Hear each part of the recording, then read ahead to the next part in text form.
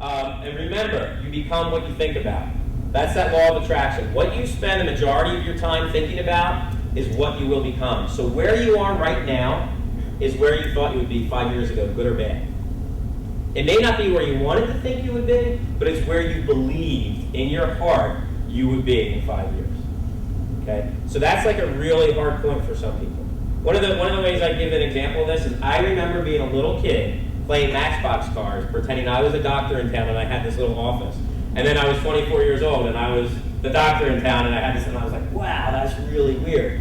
But in my heart as a little kid, I could envision that and see that. And what people don't realize is 5 years from now, you'll be exactly where you think you will be, good or bad. So again, is it important to think good, positive thoughts? Yeah, because if all you're doing right now is thinking, I am going to be this, and I'm going to be out of job, and I'm not going to have this, and I'm going to be 40 pounds overweight, guess where you're going to be in 5 years? You're going to be all those wonderful things to yourself, because that's what you told yourself you're going to be. What if you said to yourself every day, in 5 years, I am going to have $100,000 in the bank. My house will be paid off. I have a car that's paid off, and I will get to travel to Italy. If that's what you want to do. Guess what? In 5 years, if that's what you constantly remind yourself that you want to be, that's where you will be. A couple reasons for that. The law of attraction. You're going to bump into somebody who says, hey, you know what? I just got back from Italy. There's a great villa over there. Here's the information. And you keep it on your fridge. And all of a sudden, it's something you're alert to. And then somebody says, hey, you know what? There's this new side job you can do, and it's a consulting gig, and it'll pay you X number of dollars. Wow, I can do that, and I can put that money in the bank and save. And all these little opportunities present themselves. So like for me right now, one of the things I'm sending out is taking over other people's restaurants. Because it's a hell of a lot cheaper. All right? Kildare's King of Prussia cost me $3.3 million to build. Next year when I do my 5 college pubs, all 5 college pubs are going to cost me $3.3 million. So you learn along the way, okay?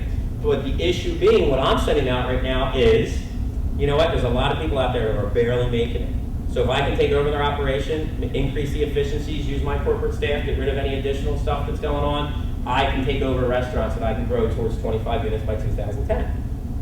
Right? So that's what I'm sending out. So then last night, I get a text message from a friend of mine who owns a restaurant. He says, hey, can we meet? I really think I want to get out. I didn't call him.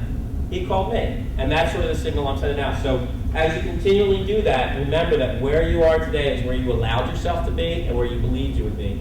And where you can be in 5 years, it's up to you.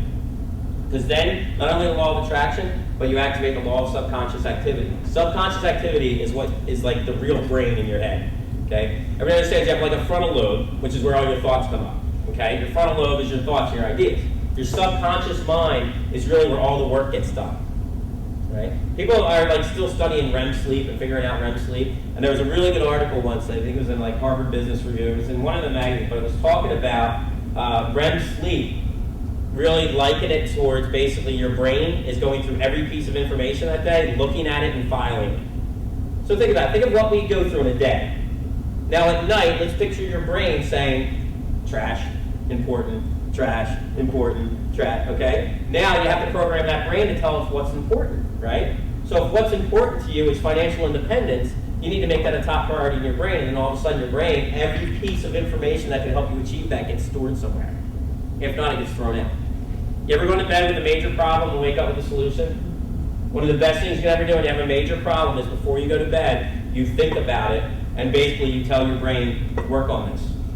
And your brain will sort through all the information that is stored in your entire lifetime and compile different pieces of information, and you will start to find solutions. And it 100% works. It's actually great.